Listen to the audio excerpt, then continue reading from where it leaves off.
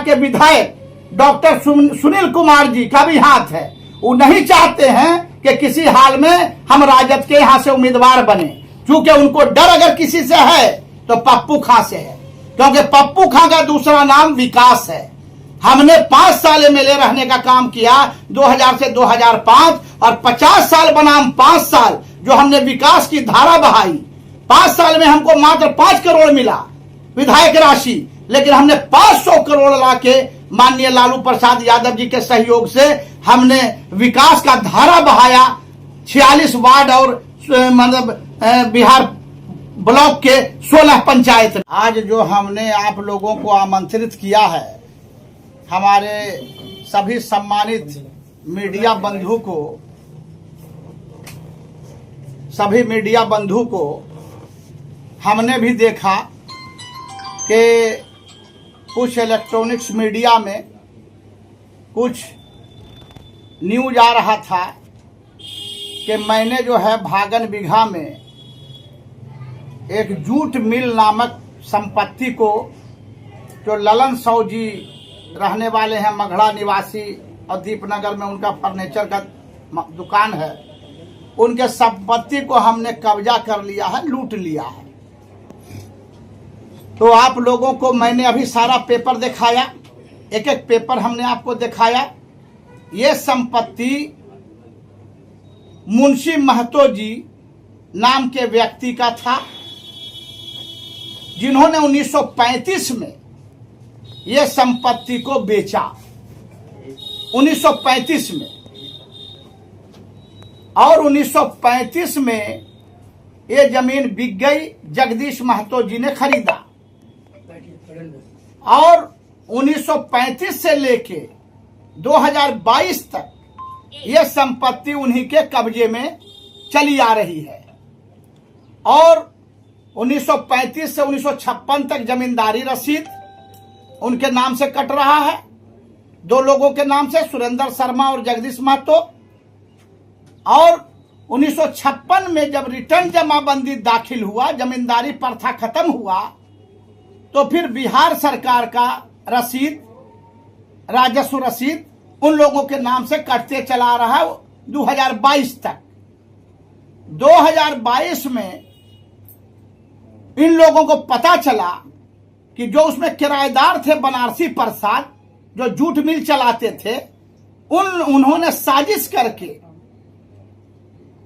2022 में के पहले साजिश करके उन्होंने मुंशी महतो के पोता को खड़ा करके वो जमीन लिखवा लिया और रसीद कटवा लिया।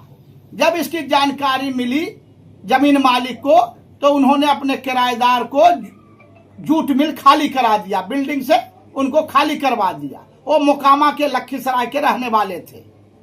उसके बाद दोनों जमीन मालिक ने 10 कट्ठा जमीन 1310 प्लॉट नंबर को हमारे हाथ बेचा। 2022 में हमने अपनी पत्नी के नाम से खरीदा। आज तक रसीद, मोटेशन, एलपीसी सारा चीज हमारा अपडेट है। लेकिन जब बाद में हमको पता चला कि बनारसी प्रसाद ने यह जमीन को ललन साव के हाथ बेच दिया है 2021 में चुपचाप, तो हम लोगों ने ललन साव के रजिस्ट्री को तोड़वाने के लिए और बनारसी प्रसाद के जाली रजिस्ट्री को तोड़वाने के लिए हम लोगों ने सिविल कोर्ट में टाइटल सूट किया, जो टाइटल सूट नंबर 444 अभी चल रहा है। फिर उनके रसीद को रद्द कराने के लिए हम लोग एडीएम साहब के यहाँ गए, जमाबंदी रद्दीकरण कराने के लिए। तो एडीएम साहब ने ऑर्डर पास किया और डीसीएलआर साहब ने भी ऑर्डर पास किया कि चूंकि ये मामला सिविल कोर्ट में लंबित है, टाइटल सूट चल रहा है, तो हम इसमें कुछ नहीं कर सकते हैं, जो फैसला होगा सिविल कोर्ट से होगा। इसके बाद ललन साव ने हमारे जमीन पर 144 लगाने के लिए एसडीओ साहब के यहां मूव किया, तो हम हाई कोर्ट चले गए। हाई कोर्ट ने ऑर्डर किया कि चूंकि मामला टाइटल चल रहा है तो 44-45 नहीं चल सकता है, उस पर ऑनरेबल हाई कोर्ट ने रोक लगा दिया।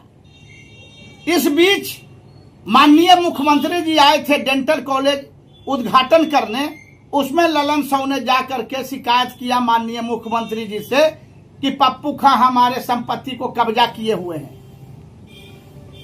माननीय मुख्यमंत्री ने बिहार के कमिश्नर रवि बाबू को जांच दिया, रवि बाबू ने डीएम साहब को जांच दिया, डीएम साहब ने 4 सदस्यीय कमेटी बनाया, सिविल एसडीओ साहब का, एडीएम साहब का, डीसीएलआर साहब और डीएसपी साहब, चारों ने जांच रिपोर्ट दिया कि नहीं, पप्पू खां जी का कब्जा दखल है आफरीन सुल्ताना का, और इनकी रजिस्ट्री है, रसीद है, मोटेशन है, एलपीसी है, और इनके द्वारा टाइटल शूट किया गया है। ये मामला कोर्ट में लंबित है, इसलिए इसमें हम लोग कोई आदेश पारित नहीं कर सकते हैं। जो न्यायालय का फैसला होगा वही मान्य होगा। तो उसी कोर्ट के फैसले के इंतजार में हम लोग बैठे हुए हैं। तो पता चला एक दिन कि मघड़ा निवासी विनोद बाबू एडवोकेट ने एक दिन 10 बजे रात में हमको बुलाया कि विधायक जी आइए, एक कप चाय पीजिए मेरे यहाँ। जब हम गए वहां तो देखते हैं ललन साहू वहां बैठे हुए हैं। तो विनोद बाबू ने कहा कि विधायक जी, ये ललन हमारा क्लाइंट है, हम चाहते हैं कि आप लोग मिल जाइए, लड़ाई आपस में खत्म कीजिए। हमने कहा कि आप बड़े भाई हैं, हमने भी जमीन खरीदा है, पैसा लगाया है। अब ललन जी ने किससे खरीदा, क्या खरीदा, ये जाने, क्या पैसा ही लगाए, लेकिन आप जो फैसला कीजिएगा हम तैयार हैं। हमने कहा कि जमीन का कीमत लगा दीजिए, और या तो ये आधा पैसा हमको दे दें, हम हट जाते हैं, या आधा पैसा ई ले लें, ये हट जाए।